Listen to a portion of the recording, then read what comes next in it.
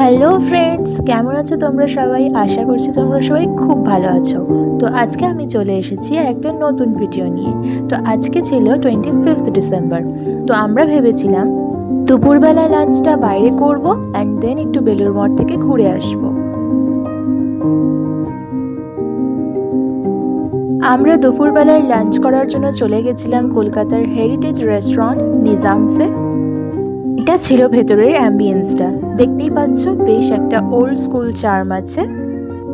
আমরা ফার্স্টেই অর্ডার করে নিয়েছিলাম এখানকার আইকনিক ডিশ মাটন কাঠি রোল। নিজামস হলো মাটন কাঠি রোলের ইনভেন্টর। তারপর আমরা অর্ডার করেছিলাম চিকেন মালাই কাবাব আর মাটন বিরিয়ানি।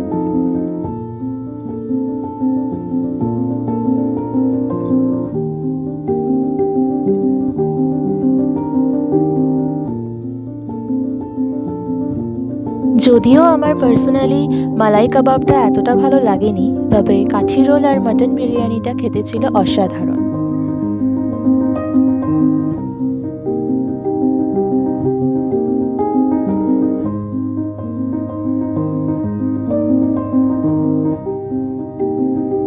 তো লাঞ্চ সেরে আমরা এখান থেকে বেরিয়ে পড়েছিলাম। আমরা প্রথমেই চলে গেছিলাম দক্ষিণেশ্বর, আর আমরা ঠিক করেছিলাম যে আমরা দক্ষিণেশ্বর থেকে লঞ্চে করে বেলুড় মঠ যাব।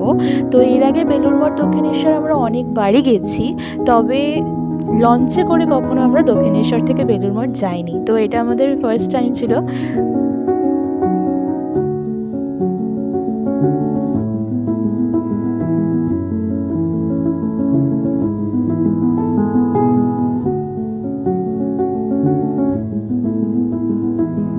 লঞ্চে করে যখন আমরা যাচ্ছিলাম ভীষণ ভালো লাগছিল, সাইডের ভিউগুলো দেখতেও ভীষণ সুন্দর লাগছিল।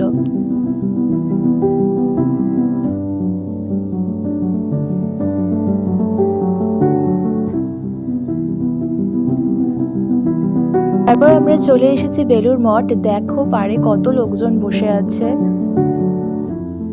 তারপর আমরা বেলুড় মঠের ফেরিঘাটে নামার সময় আমরা একটা সুন্দর জলের ওপর ফ্লোটিং রেস্টুরেন্ট দেখতে পেলাম।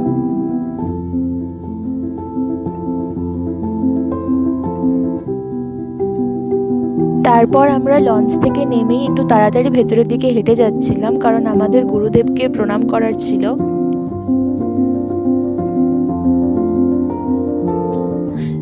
গুরুদেবকে প্রণাম করার পর আমরা আশপাশটা ঘুরছিলাম। দেখো কতটা ভিড় হয়েছিল, প্রচুর লোকজন গেছিল।